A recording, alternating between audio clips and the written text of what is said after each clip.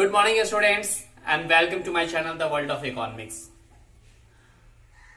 आपको पता होगा या आपने पढ़ा होगा कि हम स्टैटिस्टिक्स का जो पहला इंट्रोडक्टरी सेक्शन था वो कल हम कंप्लीट कर चुके थे। इंट्रोडक्टरी सेक्शंस में हमने क्या जाना, तो हमने स्टैटिस्टिक्स के इवोल्यूशंस, उसकी मीनिंग, उसकी characteristics as well as scope of statistics, जिसमें हमने nature of statistics, subject matter of statistics as well as limitation of statistics. कल की क्लासेस में हमने पढ़ा था functions and importance of statistics. तो आई होप आपने इसे देखा होगा, समझा होगा और इसे नोट किया होगा और अपनी फेयर कॉपी बनाई होगी। जिन्होंने अभी तक ये कंप्लीट नहीं किया है वो उनसे प्लीज प्लीज मेरा रिक्वेस्ट है कि वो कंप्लीट करें, ठीक है। तो क्योंकि हम वो समाप्त कर चुके हैं तो अब हमारे सामने ऑप्शन है नेक्स्ट सेक्शन में जाने का। आज मैं आपको कुछ क्वेश्चंस भी दूंगा एमसीक्यू टाइप के, जो स्टैटिस्टिक्स के फर्स्ट चैप्टर पे बेस्ड होगा, इंट्रोडक्टरी सेक्शन, और आप उसे सॉल्व करेंगे और मुझे सबमिट करेंगे सेम डे में। आज हम बात करेंगे अपने नए चैप्टर के बारे में, या यह कह सकते हैं कि स्टैटिस्टिक्स के पहले method the collection of data के बारे में। हम हमेशा की तरह हम पहले क्या करते हैं कि आपको एक चैप्टर का ओवरव्यू देते हैं और फिर उसको पार्ट बाय पार्ट में हम उसको पढ़ाते हैं। ओवरव्यू देने से एक आइडिया बन जाता है कि हमें क्या पढ़ना है, किस तरीके से पढ़ना है, ठीक है। उस तरीके से अपने आप को हम एडजस्ट करते हैं ना, एडेप्टेशन फीचर। तो चलिए हम ओवरव्यू देते हैं कलेक्शन ऑफ डेटा का। इस चैप्टर में डील क्या होंगे? इस चैप्टर में हम बेसिकली सबसे पहले डील करेंगे कि डेटा कौन कलेक्ट करता है। डेटा, ठीक है, कौन कलेक्ट करता है, डेटा कैसे कलेक्ट होता है, किस तरीके से हम क्वेश्चनायर तैयार करते हैं या कह सकते हैं इन्वेस्टिगेशन करते हैं, कौन कौन से लोग इनमें इन्वॉल्व होते हैं, डेटा होता क्या है, डेटा कितने प्रकार के होते हैं। आपको पता होगा data is the collection of facts. Data is the collection of facts, और ये क्वांटिटेटिव और क्वालिटेटिव फॉर्म में एक्सप्रेस किया जाता है। लेकिन यहां पर हम बात करेंगे डेटा के सोर्सेस के बारे में। डेटा आएगा कहां से? तो डेटा के दो सोर्सेज होते हैं, एक्सटर्नल और इंटरनल, जो हम डिस्कस करेंगे। इंटरनल का मतलब होता है विद इन द ऑर्गेनाइजेशन और एक्सटर्नल का मतलब है फ्रॉम आउटसाइड द ऑर्गेनाइजेशन। अब एक्सटर्नल सोर्सेज में भी डेटा के दो सोर्सेज है, एक प्राइमरी सोर्स, दूसरा सेकेंडरी सोर्स। प्राइमरी का मतलब ओरिजिनल सोर्स, यानी कि जहां से हमको डाटा लाना है, और सेकेंडरी सोर्स का मतलब जहां डाटा ऑलरेडी कलेक्ट करके रखा हुआ है, आप उसको वहां से रिट्रीव कर लीजिए, ठीक है। जैसे आधार का कोई भी इंफॉर्मेशन कहीं से रिट्रीव होता है तो वो क्या है, सेकेंडरी सोर्स हो गया, क्योंकि वहां पर आधार का डेटाबेस रखा हुआ है, वहां से आप रिट्रीव करते हो। तो प्राइमरी सोर्स से प्राइमरी डेटा, सेकेंडरी सोर्स से सेकेंडरी डेटा, यानी कि यहां पर हम मुख्य रूप से फोकस करेंगे there are two types of data, primary data and secondary data. हम दोनों के बीच में दोनों को जानेंगे, दोनों को डिस्टिंग्विश करेंगे, तो ये इस चैप्टर का कॉन्सेप्ट होगा। उसके बाद जब हम ये चीज समझ लेंगे तो हम फिर फोकस करेंगे कहां? हम फोकस करेंगे specially how the data will collect, ठीक है, यानी कि मेथड्स ऑफ कलेक्टिंग डेटा। पहले हम प्राइमरी में डाटा को कलेक्ट करने का मेथड जानेंगे और फिर सेकेंडरी डेटा को कलेक्ट करने का मेथड जानेंगे। अब वेरियस मेथड्स है, जिसमें पर्सनल इन्वेस्टिगेशन है, ठीक है, या डायरेक्ट इन्वेस्टिगेशन है, डायरेक्ट इंक्वायरी, इनडायरेक्ट इन्वेस्टिगेशन, जिसको ओरल इन्वेस्टिगेशन भी बोलते हैं, या फिर इंफॉर्मेशन थ्रू कॉरस्पॉन्डेंस, या फिर इंफॉर्मेशन, ठीक है, ऑन फोन लाइन, जिसको हम लोग टेलीफोनिक इंटरव्यू भी बोलते हैं। एक होता है थ्रू क्वेश्चनायर। अब क्वेश्चनायर ये दो तरह का होता है, एक मेल्ड क्वेश्चनायर होता है और दूसरा क्वेश्चनर फिल्ड बाय एनुमरेटर होता है। तो ये कई एक मेथड्स है जिसमें हम एक दो फोकस दे देते हैं ताकि आपका इंटरेस्ट बन जाए। जैसे सपोज कीजिए अगर हम डोर टू डोर जाते हैं और डायरेक्ट पर्सन से पर्सनली मिलते हैं, आपसे जानकारी लेनी होगी तो हम डायरेक्ट आपसे कांटेक्ट करेंगे। फिजिकल एक मीटिंग होगी और उसमें जब हम डेटा का कलेक्शन करते हैं, जैसे सेंसस वगैरह किया जाता है, तो ये क्या हुआ, पर्सनल इन्वेस्टिगेशन हुआ। आपसे क्या, आप जो भी हमारा फील्ड ऑफ इंक्वायरी है, उस फील्ड ऑफ इंक्वायरी पे हमने आपसे सवाल किए, आपने उसका जवाब दिया। एक चीज जरूर जानेंगे, जो सवाल करता है वो इन्वेस्टिगेटर या कह सकते हैं वो इंक्वायरी कर रहा है, और जो जवाब देता है वो रिस्पोंडेंट्स है या ठीक है इंफॉर्मेंट्स है। तो ये चीज हम डिस्कस करेंगे आने वाले क्लासेस में। तो इस तरीके से ये पर्सनल इन्वेस्टिगेशन होगा, यानी कि जब हम क्या करते हैं, फिजिकली विजिट करके, ठीक है, door to door, person to person meet करते हैं और डाटा गैदर करते हैं, that is called the direct personal investigation. Indirect का मतलब है क्या, कि आपसे नहीं मिलेंगे, आपसे जुड़े हुए लोगों से मिलेंगे, तो ये हुआ indirect oral investigation. Telephonic inquiry का मतलब ये हुआ कि information over the telephone line, हमने आपको कॉल किया, आपके बारे में पूछा, तो नाउअडेज ये बहुत पॉपुलर मोड बन चुका है डाटा कलेक्ट करने का। इसी प्रकार से और सारे मेथड्स भी हैं, जैसे जैसे हम पढ़ेंगे उसके बारे में हम जानेंगे। अब यहाँ पर ये जो सारे मेथड्स है, इसमें हम क्वेश्चनायर का एक डिस्कशन करेंगे। एक टॉपिक है क्वेश्चनायर। क्वेश्चनायर होता है क्या है, क्वेश्चनायर का मतलब होता है list of questions properly arranged. एक तरह का फॉर्म है, जैसे आप लोग फॉर्म फिलअप करते हैं ना बहुत तरह का, एग्जामिनेशन फॉर्म या और सारे फॉर्म, तो ये जो फॉर्म है यही क्वेश्चनायर है। और फॉर्म के माध्यम से डाटा कलेक्ट करना भी एक तरह का एक मेथड है क्वेश्चनायर, ठीक है। तो हम बात करेंगे क्वेश्चनायर जो कैसे बनता है, what are the characteristics of a good questionnaire, proper format में डिस्कस करेंगे क्वेश्चनायर के। तो ये सारी चीजें इसी में हमको देखने को मिलेंगे।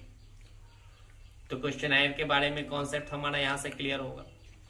इसके बाद हम सेकेंडरी डेटा के मेथड्स की बात करेंगे। सेकेंडरी डेटा कहां से आएंगे, तो जैसे मैंने अभी एक एग्जांपल दिया कि अगर आपको आधार से रिलेटेड डाटा चाहिए तो यूआईडीआई से आप रिट्रीव कर सकते हो,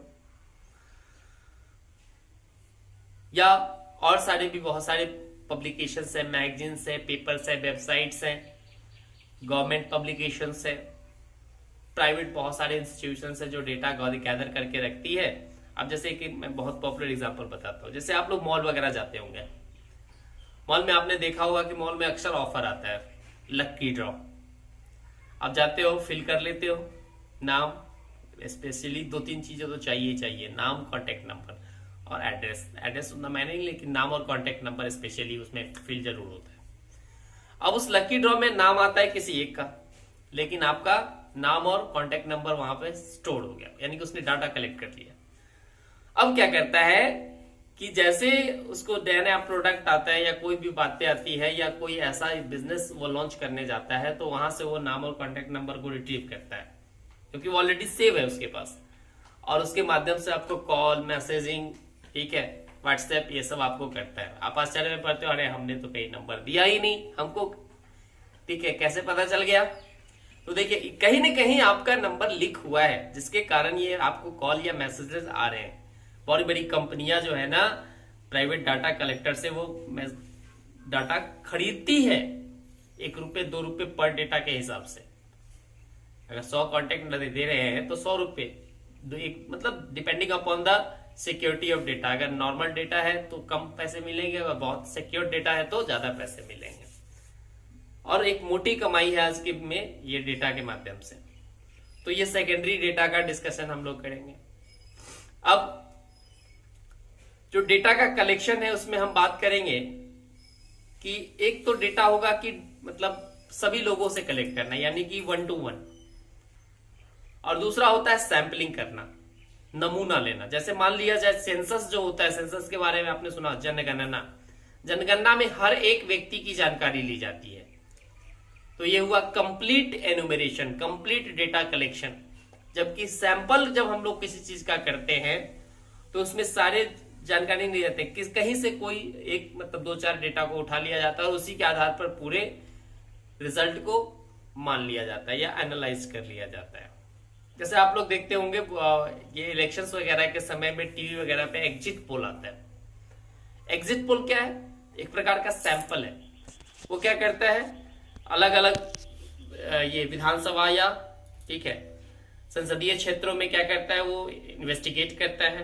अब जैसे मान लिया जाए वहां 5 लाख मतदाता है, या मान लिया जाए 10 लाख मतदाता है, तो 10 लाख मतदाता से तो कनेक्ट होता नहीं है। वो इंडिविजुअली हर क्लास, हर एज ग्रुप, हर क्लास ग्रुप, हर कम्युनिटी के 2, 4, 10 से वो डाटा कलेक्ट करते हैं, यानी कि 100-150 वो डाटा कलेक्ट किया और 150 के आधार पर उसने उसको मैनिपुलेट किया, और मैनिपुलेट करके क्या करता है, यह बताता है कि यहाँ पर किसका पलड़ा भारी है, यहाँ का सीट किसका होने जा रहा है। तो यह कहलाता है सैंपलिंग। ठीक है, यानी कि जब हर एक इंडिविजुअल से डाटा ना कलेक्ट करके कुछ एक से डाटा कलेक्ट किया जाता है और उसके आधार पर रिजल्ट तैयार किया जाता है, तो इसको हम लोग बोलते हैं सैंपलिंग। सैंपलिंग भी कई एक तरह का होता है, random sampling, non random sampling. ठीक है, रैंडम सैंपलिंग भी कई 2 तरह का होता है, सिंपल, ठीक है, रिस्ट्रिक्टेड। और रिस्ट्रिक्टेड भी कई एक तरह का होता है। तो बहुत सारे टॉपिक्स है इसमें हमको पढ़ने हैं, हम सबका एक एक करके डिस्कशन करेंगे। उसके बाद क्योंकि जब देखिए अब डाटा है तो एरर्स होना है, गलतियां होंगी, खामियां होंगी, तो हम उन एरर्स के बारे में भी स्टडी करेंगे। That is called statistical errors. ठीक है, और ये आप कितनों भी मतलब कितनी भी एक्यूरेसी मेंटेन कर ले, 100% एक्यूरेट आप नहीं हो सकते, सम एरर्स होंगे ही होंगे। ह्यूमन नेचर है गलतियां करना। ठीक है, और ह्यूमन जब गलती करे तो मशीन तो ऑटोमेटिकली गलती कर देता है, क्योंकि ह्यूमन उसको ऑपरेट कर रहे हैं। और गलत, कंप्यूटर की भाषा तो जानते ही है, गार्बेज इन गार्बेज आउट, गलत डालोगे गलत पाओगे।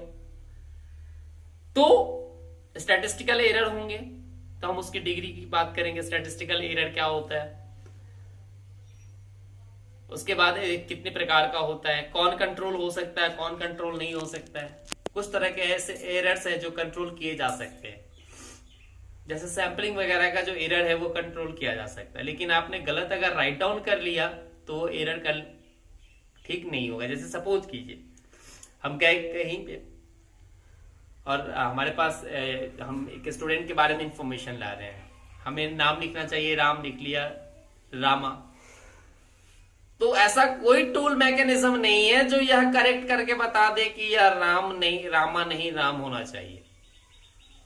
ये आपसे नहीं ठीक होने को है। ये आप कम मतलब इस पे ज्यादा प्रिकॉशन ही लेकर इसको कंट्रोल कर सकते हैं, यानी कि यह आपके कंट्रोल से बाहर है। तो वहां पे गलती करना कम करें, क्योंकि स्टैटिस्टिकल अगर डेटा रॉन्ग होगा तो रिजल्ट भी क्या होंगे, रॉन्ग होंगे। इस तरीके से इसमें बहुत सारे टर्म्स है जो हमें पढ़ने हैं। हमने तो बस एक चैप्टर का ओवरव्यू दिया कि ये क्या क्या हमें पढ़ना है, किस तरीके से पढ़ना है। कंप्लीट थ्योरेटिकल चैप्टर्स हैं, कोई न्यूमेरिकल अप्रोच आपको देखने को नहीं मिलेगा। न्यूमेरिकल अप्रोच अभी बेसिक है भी नहीं, बाद में जैसे जैसे चैप्टर आगे बढ़ेंगे न्यूमेरिकल अप्रोच आपको देखने को मिलेगा। तो बस समझना है स्पेशली डे बाय डे, और इसको नोट डाउन करना है, फेयर की कॉपी बनानी है, एक बार 2 बार समझने की कोशिश कीजिएगा, बस एक अंडरस्टैंडिंग पॉइंट ऑफ व्यू से। ये बहुत इसेंशियल है। इट इज बिकॉज जब आप सीए वगैरह की तैयारी करोगे या सीए, सीएससी, ठीक है, सीएमए की, तो सीए, सीएस में जो आपका स्टैटिस्टिक्स एक पोर्शन है, कंप्लीटली स्टैटिस्टिक्स आपको पढ़ना है, वहां बहुत हेल्प करेगा आपको ये। ठीक है, तो इस तरीके से आप स्टैटिस्टिक्स को पढ़ें, समझें, ताकि प्रेजेंट का भी वर्क हो जाए, फ्यूचर भी आपका सिक्योर हो जाए। तो बस इस ओवरव्यू के साथ ही मैं आज की क्लास खत्म करता हूं। कल से हम इसको पार्ट बाय पार्ट करके पढ़ेंगे।